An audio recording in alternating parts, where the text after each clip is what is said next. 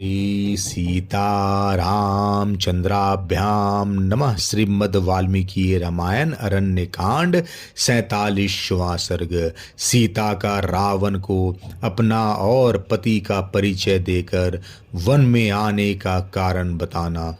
रावण का उन्हें अपनी पटरानी बनाने की इच्छा प्रकट करना और सीता का उसे फटकारना।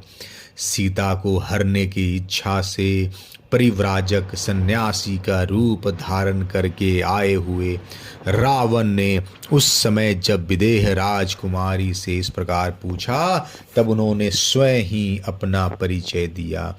वे 2 घड़ी तक इस विचार में पड़ी रही कि ये ब्राह्मण और अतिथि है, यदि इनकी बात का उत्तर न दिया जाए तो ये मुझे शाप दे देंगे। यह सोचकर सीता ने इस प्रकार कहना आरंभ किया, ब्राह्मण आपका भला हो। मैं मिथिला नरेश महात्मा जनक की पुत्री और अवध नरेश श्री रामचंद्र जी की प्यारी रानी हूँ। मेरा नाम सीता है। विवाह के बाद 12 वर्षों तक इक्ष्वाकु वंशी महाराज दशरथ के महल में रहकर मैंने अपने पति के साथ सभी मनोवांछित भोग भोगे हैं। मैं वहाँ सदा मनोवांछित सुख सुविधाओं से संपन्न रही हूँ। 13वें वर्ष के प्रारंभ में सामर्थ्यशाली महाराज दशरथ ने राजमंत्रियों से मिलकर सलाह की और श्री रामचंद्र जी का युवराज पद पर अभिषेक करने का निश्चय किया। जब श्री रघुनाथ जी के राजाभिषेक की सामग्री जुटाई जाने लगी, उस समय मेरी सास कैकेयी ने अपने पति से वर मांगा।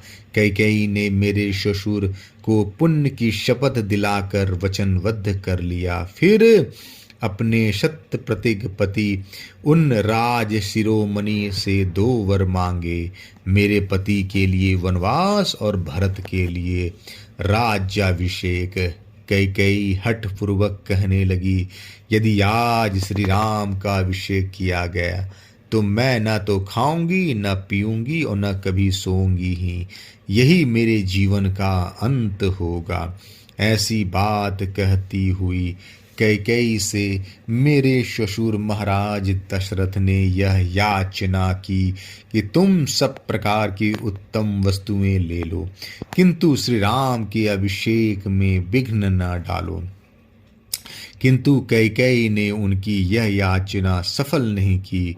उस समय मेरे महातेजस्वी पति की अवस्था 25 साल से ऊपर की थी और मेरे जन्म काल से लेकर वन गमन काल तक मेरी अवस्था वर्ष गणना के अनुसार 18 साल की हो गई थी। श्री राम जगत में सत्यवादी, सुशील और पवित्र रूप से विख्यात हैं।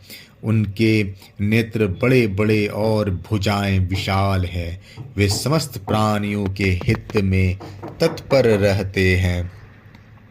उनके पिता महाराज दशरथ ने स्वयं काम पीड़ित होने के कारण कैकेयी का प्रिय करने की इच्छा से श्री राम का अभिषेक नहीं किया। श्री रामचंद्र जी जब अभिषेक के लिए पिता के समीप आए, तब कैकेयी ने मेरे उन पति देव से तुरंत यह बात कही, रघुनंदन, तुम्हारे पिता ने जो आज्ञा दी है इसे मेरे मुंह से सुनो। यह निष्कंटक राज्य भरत को दिया जाएगा। तुम्हें तो 14 वर्ष तक वन में निवास करना होगा। काकुतस्थ, तुम वन को जाओ और पिता को असत्य के बंधन से छुड़ाओ। किसी से भी भय न मानने वाले श्री राम ने कैकेयी की वह बात सुनकर कहा, बहुत अच्छा। उन्होंने उसे स्वीकार कर लिया। मेरे स्वामी दृढ़तापूर्वक अपनी प्रतिज्ञा का पालन करने वाले हैं। श्री राम केवल देते हैं, किसी से कुछ लेते नहीं। वे सदा सत्य बोलते हैं, झूठ नहीं। ब्राह्मण, यह श्री रामचंद्र जी का सर्वोत्तम व्रत है जिसे उन्होंने धारण कर रखा है। श्री राम के सौतेले भाई लक्ष्मण बड़े पराक्रमी हैं। समर भूमि में शत्रुओं का संहार करने वाले पुरुष सिंह लक्ष्मण श्री राम के सहायक हैं, बंधु हैं, ब्रह्मचारी हैं और उत्तम व्रत का दृढ़ता पूर्वक पालन करने वाले हैं। श्री रघुनाथ जी मेरे साथ जब वन में आने लगे तब लक्ष्मण भी हाथ में धनुष लेकर उनके पीछे हो लिए। इस प्रकार मेरे और अपने छोटे भाई के साथ श्री राम इस दंड कारण्य में आए हैं। वे दृढ़ प्रतिज्ञ तथा नित्य निरंतर धर्म में तत्पर रहने वाले हैं और सिर पर जटा धारण किए तपस्वी के वेश में यहाँ रहते हैं। द्विश्रेष्ठ, इस प्रकार हम तीनों कैकेयी के कारण राज्य से वंचित हो इस गंभीर वन में अपने ही बल के भरोसे से विचरते हैं। आप यहाँ ठहर सके तो 2 घड़ी विश्राम करें। अभी मेरे स्वामी प्रचुर मात्रा में जंगली फल मूल लेकर आते होंगे। रूर को और जंगली शुअर आदि हिंसक पशुओं का वध करके तपस्वी जनों के उपभोग में आने योग बहुत सा फल मूल लेकर वे अभी आएंगे। उस समय आपका विशेष सत्कार होगा। ब्राह्मण, अब आप भी अपने नाम, गोत्र और कुल का ठीक ठीक परिचय दीजिए। आप अकेले इस दंड कारण में किस लिए विचरते हैं? श्री राम पत्नी सीता के इस प्रकार पूछने पर महाबली राक्षस राज रावण ने अत्यंत कठोर शब्दों में उत्तर दिया। सीते, जिसके नाम से देवता, असुर और मनुष्यों सहित तीनों लोक थर्रा उठते हैं, मैं वही राक्षसों का राजा रावण हूँ। अनिंद सुंदरी, तुम्हारे अंगों की कांति स्वर्ण के समान है, जिन पर रेशमी साड़ी शोभा पा रही है। तुम्हें देखकर अब मेरा मन अपनी स्त्रियों की ओर नहीं जाता है। मैं इधर उधर से बहुत सी सुंदर स्त्रियों को हर लाया हूँ। उन सब में तुम मेरी पटरानी बनो, तुम्हारा भला हो। मेरी राजधानी का नाम लंका है। वह महापुरुष समुद्र के बीच में एक पर्वत के शिखर पर बसी हुई है। समुद्र ने उसे चारों ओर घेर रखा है। सीते, वहां रहकर तुम मेरे साथ नाना प्रकार के वनों में विचरण करोगी। भामिनी, फिर तुम्हारे मन में इस वनवास की इच्छा कभी नहीं होगी। सीते, यदि तुम मेरी भार्या हो जाओगी तो सब प्रकार के आभूषणों से विभूषित 5000 दासियां सदा तुम्हारी सेवा किया करेंगी। रावण के ऐसा कहने पर निर्दोष अंगों वाली जनक नंदिनी सीता कुपित हो उठी और राक्षस का तिरस्कार करके उसे यूं उत्तर देने लगी। मेरे पति देव भगवान श्री राम महान पर्वत के समान अविचल हैं, इंद्र के तुल्य पराक्रमी हैं और महासागर के समान प्रशांत हैं। उन्हें कोई क्षुब्ध नहीं कर सकता। मैं तन मन प्राण से उन्हीं का अनुसरण करने वाली तथा उन्हीं की अनुरागिनी हूँ। श्री रामचंद्र जी समस्त शुभ लक्षणों से संपन्न वट वृक्ष की भांति सबको अपनी छाया में आश्रय देने वाले सत्य प्रतिज्ञ और महान सौभाग्यशाली हैं। मैं उन्हीं की अनन्य अनुरागिनी हूँ। उनकी भुजाएं बड़ी बड़ी और छाती चौड़ी है। वे सिंह के समान पांव बढ़ाते हुए बड़े गर्व के साथ चलते हैं और सिंह के ही समान पराक्रमी हैं। मैं उन पुरुष श्री राम में ही अनन्य भक्ति रखने वाली हूँ। राजकुमार श्री राम का मुख पूर्ण चंद्रमा के समान मनोहर है। वे जितेंद्रिय हैं और उनका यश महान है। उन महाबाहु श्री राम में ही दृढ़ता पूर्वक मेरा मन लगा हुआ है।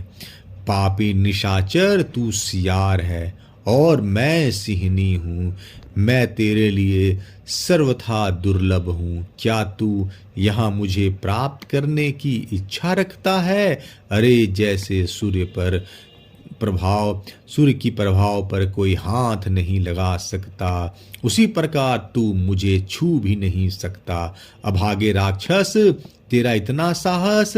तू श्री रघुनाथ जी की प्यारी पत्नी का अपहरण करना चाहता है। निश्चय ही तुझे बहुत से सोने के वृक्ष दिखाई देने लगे हैं। अब तू मौत के निकट जा पहुंचा है। तू श्री राम की प्यारी पत्नी को हस्तगत करना चाहता है।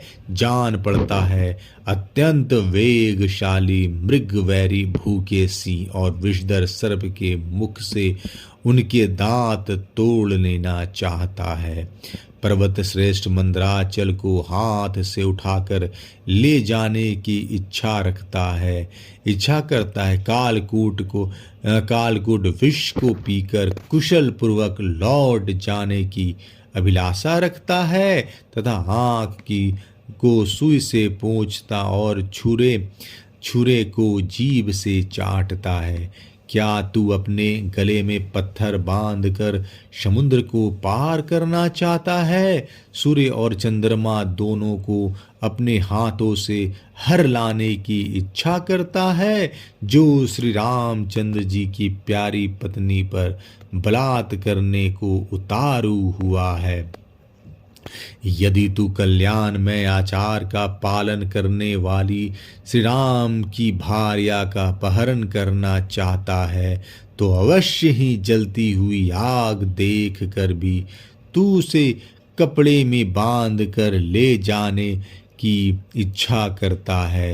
अरे तू श्री राम की भार्या को, जो सर्वथा उन्हीं की योग है, हस्तगत करना चाहता है तो निश्चय ही लोहमय मुख वाले शूलों की नोक पर चलने की अभिलाषा करता है।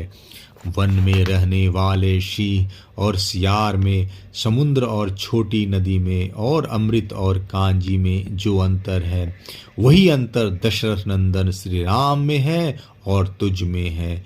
सोने और शीशे में, चंदन मिश्रित जल और कीचड़ में और वन में रहने वाले हाथी और विलाव में जो अंतर है, वही अंतर श्री दशरथ नंदन श्री राम और तुझ में है। गरुड़ और कौवे में, मोर और जलकाक में तथा वनवासी हंस और गिद्ध में जो अंतर है, वही अंतर दशरथ नंदन श्री राम और तुझ में है। जिस समय सहस्त्र नेत्रधारी इंद्र के समान प्रभावशाली श्री रामचंद्र जी धात में धनुष और बाण लेकर खड़े हो जाएंगे, उस समय तू मेरा अपहरण करके भी मुझे पचा नहीं सकेगा। ठीक उसी तरह जैसे मक्खी घी पीकर उसे पचा नहीं सकती।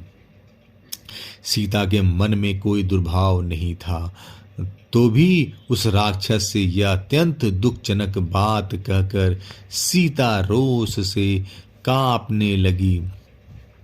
शरीर के कंपन से कृशांगी सीता हवा से हिलाई गई कदली के समान व्यथित हो उठी।